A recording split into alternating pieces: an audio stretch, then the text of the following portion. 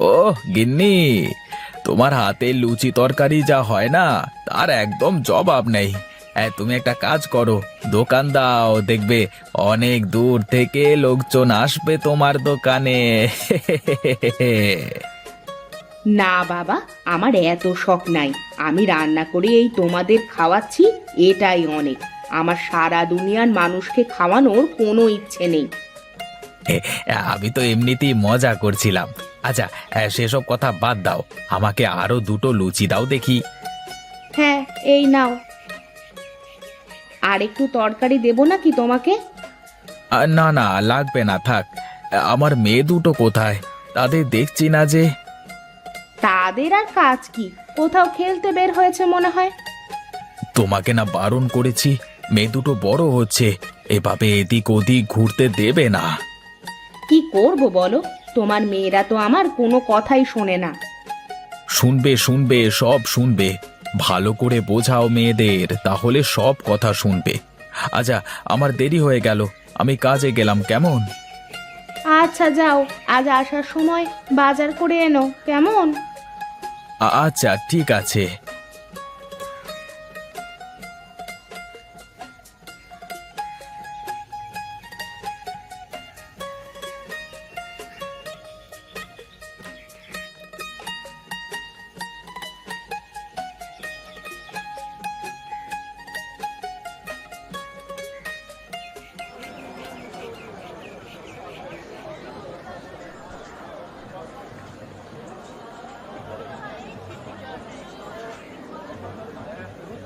কিরে গোপাল, আজ তোর এত দেরি কেন শুনি? এই তোদের একটাই সমস্যা, কোনোদিন ঠিক মতো কাজে আসতে পারবি না। আগে বাবু, আজ আমার বউয়ের রান্না করতে একটু দেরি হয়ে গেছিল, তাই তো খেয়ে আসতে দেরি হয়ে গেল। আমাকে অত অজুহাত দিয়ে লাভ নেই। যা যা, তাড়াতাড়ি কাজে লেগে পড়।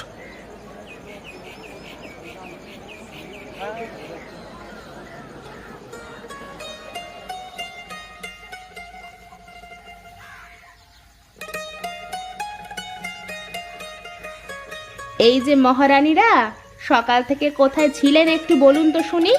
আপনার বাবা তো আপনাদের খুঁজে খুঁজে না পেয়ে চলে গেলেন। আমরা একটু জঙ্গলের মধ্যে গিয়েছিলাম মা। এই দেখো কি সুন্দর পাকা কলা নিয়ে এসেছি।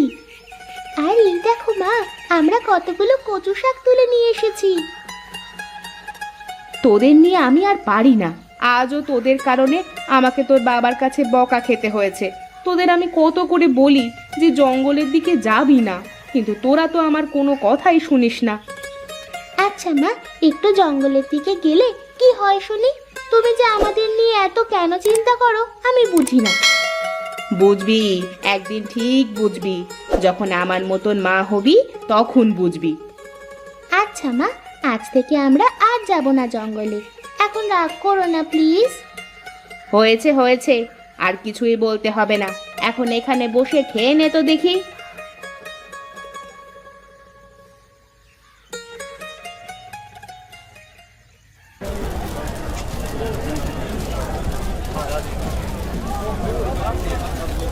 আহারে, কত নিরীহ মানুষের প্রাণ চলে গেল, কিভাবে আগুন লাগলো কে জানে।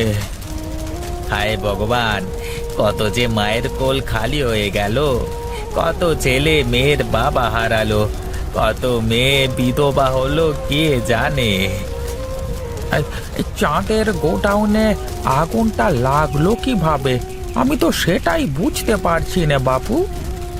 ওইদিকে লোকজন বলছিল বিদ্যুতের শর্ট সার্কিট হয়ে নাকি এমনটা হয়েছে। হে ওপরওয়ালা, যারা এভাবে নৃশংসভাবে পুড়ে মারা গেল, তাদের আত্মার শান্তি দিও।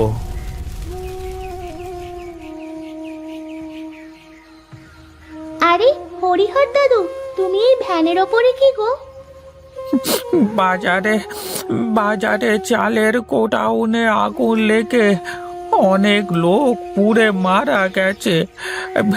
তোর বাবা আগুন লাগবার সময় চালের গোডাউনেই ছিলেন। তোর বাবার আমাদের মাঝে নেই রে মা।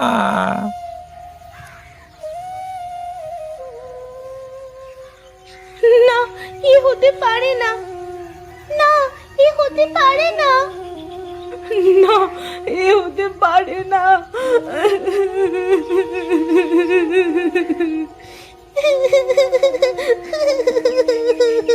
বাবা, বাবা, তুমি আমাদের ছেড়ে কেন চলে গেলে বাবা? বাবা, ফিরে এসো বাবা। তুমি আমাদের ছেড়ে কেন চলে গেলে বাবা? তুমি ফিরে এসো। ওগো, ওগো, কেন তুমি আমাদের ছেড়ে চলে গেলে গো? এখন আমরা কি নিয়ে বাঁচবো? কার কাছে যাব? কি নিয়ে থাকবো গো? ওগো,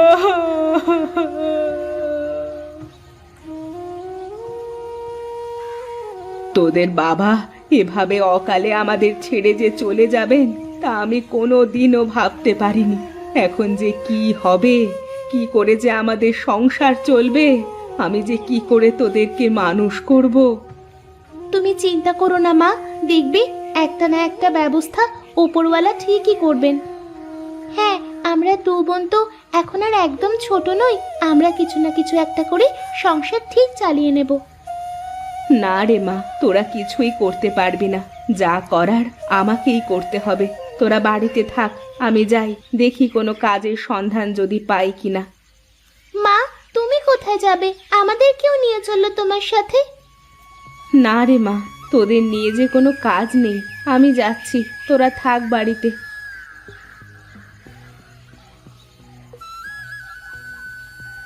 চল দিদি, আমরা জঙ্গলে যাই, যদি কিছু ফল সবজি পাওয়া যায়। হ্যাঁ তাই চল, জঙ্গলে গেলে কিছু না কিছু একটা নিশ্চয়ই পাবো।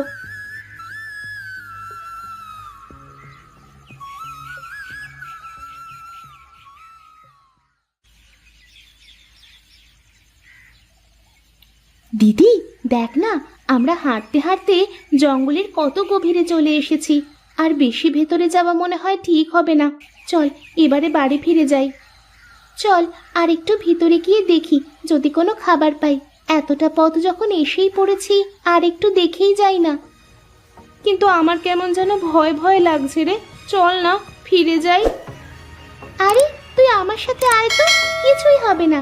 এর আগেও আমরা এখানে কতবার এসেছি, কখনো কিছু হয়েছে নাকি? তুই শুধু শুধুই ভয় পাচ্ছিস।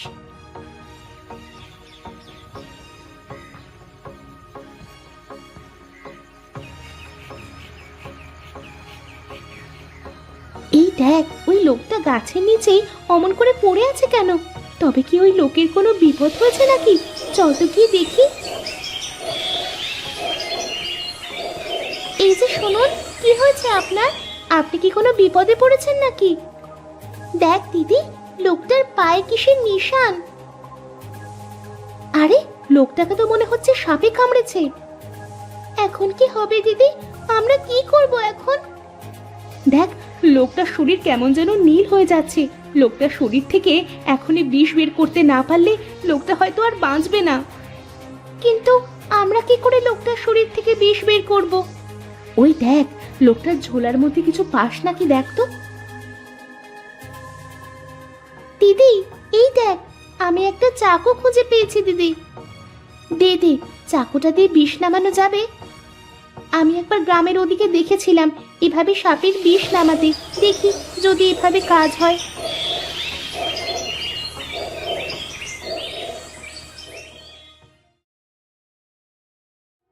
কারা মা তোরা? আজকে তোরা না থাকলে হয়তো বা আমি বাঁচতে পারতাম না। আমরা এই পাশের গ্রামেই থাকি। কিছুদিন আগে আমাদের বাবা আগুনে পুড়ে মারা গেছে। এখন আমাদের সংসার চালানোর মতো কেউ নেই, তাই আমরা দুজন জঙ্গলে এসেছি একটু খাবারের সন্ধানে। কিন্তু আপনি এই গভীর জঙ্গলে কি করছিলেন? আমি এক বৈদ্য। আমার কাজ বিভিন্ন গাছগাছালি সংগ্রহ করে তার থেকে জড়িবুটি তৈরি করা। আমাদের এলাকার জমিদারের দুই ছেলের কঠিন অসুখ হয়েছে। আমি তারই প্রতিষেধক খুঁজতে এসেছি এই জঙ্গলে। আমি প্রতিষেধক পেয়েও গেছিলাম। কিন্তু কিন্তু হঠাৎ আমি মাথা ঘুরে পড়ে যাই। পরে আমি বুঝতে পারলাম আমাকে সাপে কেটেছে, কিন্তু ততক্ষণে আমার আর কিছুই করবার ছিল না। ও, তাহলে তো আপনার এখন খুব দ্রুত আপনার গ্রামে ফেরা দরকার। আমার শরীর এখনো পুরোপুরি সুস্থ হয়নি। আমার সুস্থ হতে অনেকটা সময় লাগবে। তোমরা আমার শরীর থেকে কিছুটা বিষ বের করতে পেরেছো, তাই আমি কিছুটা বল পাচ্ছি শরীরে। তোমরা এক কাজ করো, তুমি আমার গ্রামে গিয়ে জমিদারের 2 ছেলেকে এই গাছ পানিতে ভিজিয়ে খাইয়ে দেবে। কিন্তু আপনি তো এখনো বিপদমুক্ত হননি, আপনাকে রেখে আমরা কিভাবে যাব? তোমরা যাও, আমি আমার জন্য জড়িবুটি বানিয়ে নেব, আর তারপরে আমি সুস্থ হলেই গ্রামে চলে আসব। এদিক দিয়ে সোজা গেলে তোমরা একটা নদী দেখতে পাবে। নদীর ওপারে গ্রাম। যাও, তোমরা দ্রুত বেরিয়ে পড়ো। দেরি করলে জমিদারের ছেলেদের বাঁচানো যাবে না। ঠিক আছে মনিব, আপনি সাবধানে থাকবেন, আমরা আসি।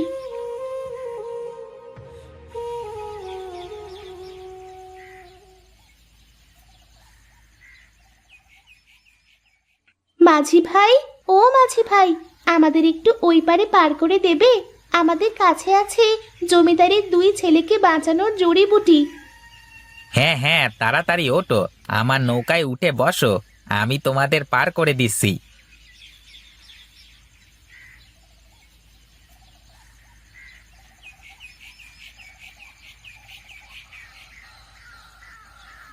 আমরা কিনারে এসে গেছি গো। যাও, জলদি যাও জমিদার বাড়িতে। আমরা তো এই গ্রামের নতুন, তুমি একটু পথ দেখিয়ে আমাদের সাথে করে নিয়ে যাবে তুমি? হ্যাঁ হ্যাঁ, কেন যাব না, চলো চলো, আমি তোমাদের নিয়ে যাচ্ছি, আমাকে অনুসরণ করো।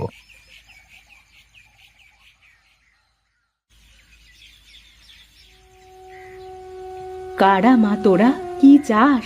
কেন এসেছিস এখানে? জি, আমরা আপনার ছেলের জন্য ওষুধ নিয়ে এসেছি। সত্যি সত্যি মা, তোরা ওষুধ নিয়ে এসেছিস? দে মা দে, আমাকে ওষুধটা দে।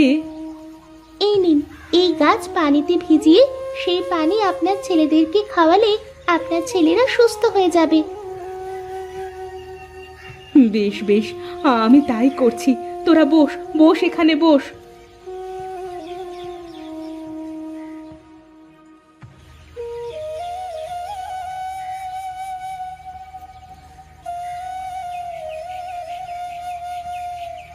তোদের জন্যে আমার ছেলেরা সুস্থ হয়েছে।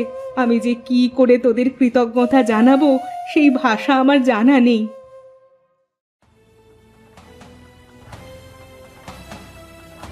মা, তুমি এখানে? মা তুমি? হ্যাঁ রে মা, আমাকে এই বৃদ্ধ লোক সবকিছু বলেছেন। আগে মালকিন, যদি আজ্ঞা দেন তাহলে একটা কথা বলি। হ্যাঁ বলো বৈদ্য, কি বলতে চাও? বলছিলাম কি, আপনার ছেলেদের তো বিয়ের বয়স হয়ে গেছে। চারু আর লতার মতো মেয়ে আপনি আর কোথাও পাবেন না। হ্যাঁ, আমিও সেটাই ভাবছিলাম। আপনাদের কি কোনো আপত্তি আছে? আরে, এখানে আপত্তির কি আছে? আমার মেয়েদের যদি এত বড় ঘরে বিয়ে হয় তবে তো ওদের ভাগ্য বদলে যাবে। বেশ বৈদ্যমশাই, বাইরে গিয়ে বলুন বিয়ের সব আয়োজন করতে।